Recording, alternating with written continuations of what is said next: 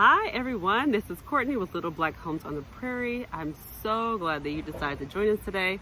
Today I'm going to be talking about how to create a unit study for your children. So let's get started.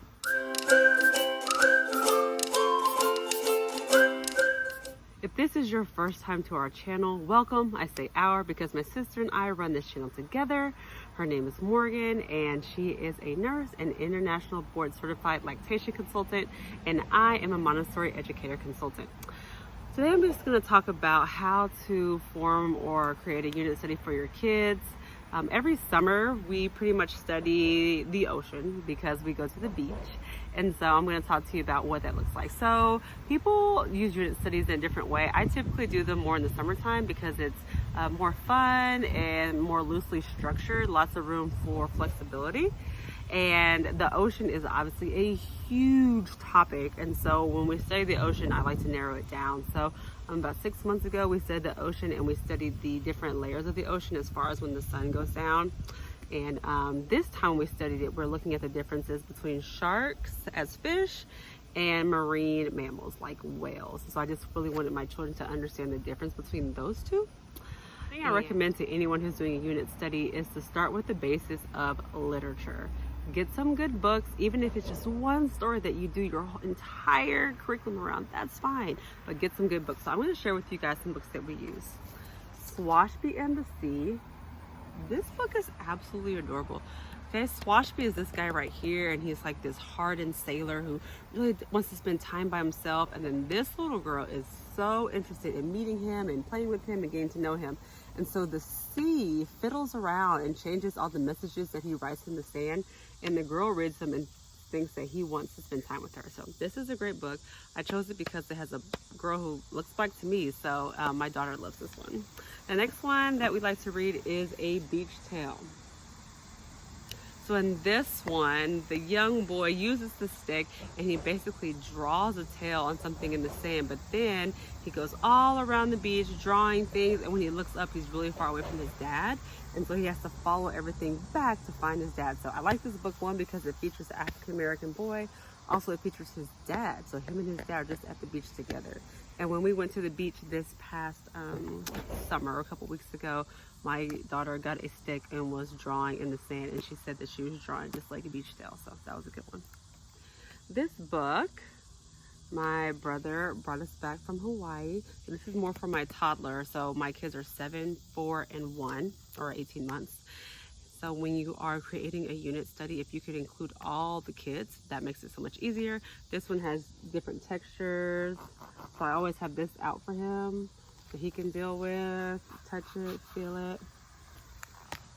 And then I like to add some informational books, right? Because when you're studying a scientific subject, you want to make sure that you're including resources that can be trusted. So we love these read and find out books. We have them for lots of different subjects. This one is What's It Like to Be a Fish? So lots of scientific language, lots of illustrations.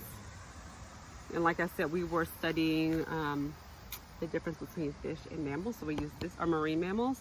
We got this at the Virginia Aquarium, and so obviously you can get this book on Amazon, but because we bought the book at the aquarium and we went through the aquarium, the kids just have more of a connection with this one.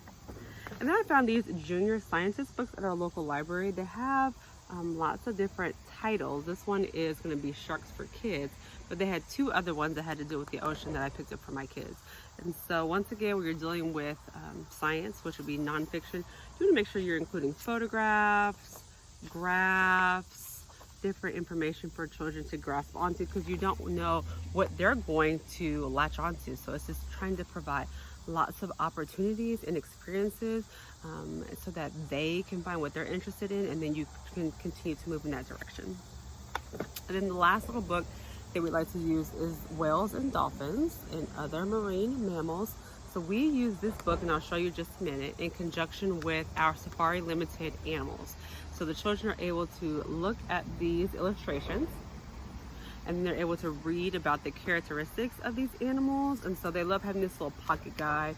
They took it with them, but I also have it out in the house with the figurines, which I'll show you in just a moment.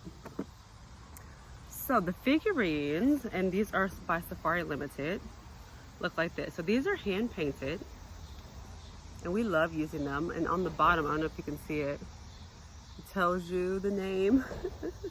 Let me blur the name of the animals. This is a blue whale. It just allows them to look at things like the blowhole, the eyes. This one's got some food on it, probably from my toddler. So I purchased lots of animals. There's a humpback whale, here's a sperm whale, so that they can see it close up. So obviously they have like their book, or they have their guides, they have illustrations, but then to be able to handle it, to feel it, to see it, to touch it, it helps so much. You can use these when you want to draw the animal. You can use these figurines when you want to label different parts of the animals. We've done that before. We write out little labels and tape it to different parts of the animal so they get that hands-on experience. So I have whales, and then I also have some sharks that we purchased as well. They can count the gills on the side. So I highly recommend these animals when you're doing, and they have all types of animals when you're doing your study. So we use the books as our basis, and those are just a couple of the books that we use. Those are books that we've used though year in and year out. They're always favorites. So I have the fictional stories, which would be Swash Bee and the Sea and Beach Tale, and then we just go to the library and pick out some more fictional books. Then we also have the non-fictional books, which pretty much stay the same. But once again, it depends. We've gotten lots of great books about blue whales, and I will link those in the description below, and just about whales in general. The next thing we bought was Shark Species of the World. We got this at Target, in Target dollar spot. So there are, there's lots of magnets of different sharks. And then it comes with these shark cards. So when we got on the plane to go to the beach this summer, I packed this little kit because I knew it was something small and that's something they could play with. And then there's these shark information cards. And because this case is made from probably tin of some sort, the shark, I'm trying to put it on the right way, 6. Or you can put it on the inside, which is blue. So they love doing that. All right, so that's another hands-on resource. And I will say, when I do a unit study, it is fun, but the driving purpose is for them to get experience with the subject. Now, what they learn really is up to my child. I don't lay out standards as far as what I expect them to learn beforehand, because then that limits me as what I'm going to teach them. If I already know what I want them to learn, then I'm only going to focus on those certain topics. So what I do is I like to expose them to a subject, right? And once I've exposed them to a subject, that gives them an opportunity to get some experience. And I just observe, what are they more drawn to? What are they enjoying? What are they staying away from? Once I see what they're enjoying, what they're drawn to, then I'm able to, okay, let's dive deeper. Let's get more books on that subject. Let's talk about it some more. I will look up some videos on National Geographic. Like, let's go deeper. Another topic or another resource that we use, and this is just making sure we're hitting different areas, is a puzzle. And a lot of times, like when they're doing this puzzle, this is pretty cartoonish. Okay, so it doesn't have the realistic illustrations, it's not photographed. So the kids will point out things that they're like, that's not real, or that doesn't make sense, or that's not what we learned. And that's good as well, for them to be able to point out things that aren't realistic. But this is a very vibrantly colored puzzle, and then for them to be able to do it on their own. So it's too easy for my son, but he'll still do it just to see how fast he can do it. But my daughter, she's 4, she still enjoys doing that floor puzzle on her own. And it's nice to do a large puzzle. It just breaks up the monotony of doing a small puzzle on the table. They can do a large puzzle on the floor. It's a great way to use time. The last thing that I'm going to show you is some things that we found at the ocean this last time. So, and if you don't live near the beach, which we do not by any means, you can always buy seashells at like Hobby Lobby or Michael's. So, some seashells. Now, this time when we went through the study, we did not study seashells, but I still put the seashells in a basket on the table with a magnifying glass so that they can pick them up when they want to. They can observe the different colors, the textures, the shapes. They can talk about what type of animals they think might live in the shell. And then we've had some conversations about how, a fish doesn't live in a shell and a mammal does not live in a shell. So that's, like I said, where you're just providing these opportunities for organic conversations, and then you can build from there. So the shells are there.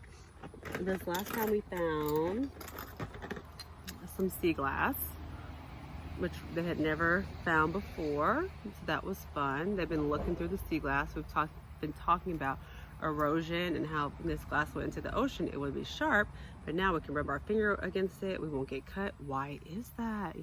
How the sand in the water beats against it, makes it smooth. So that's been another great conversation. How long do I do a unit study? Pretty much until interest runs out. Once I see that they're not using the material so much, I might change out the type of material that's used. But if it looks like it just gets ignored, then it's time to do a new unit study. Don't do any tests. I just quietly start packing things away, and then I get the next unit study ready. I don't have our next unit study plan. I don't know if we're going to have time to do one before school starts.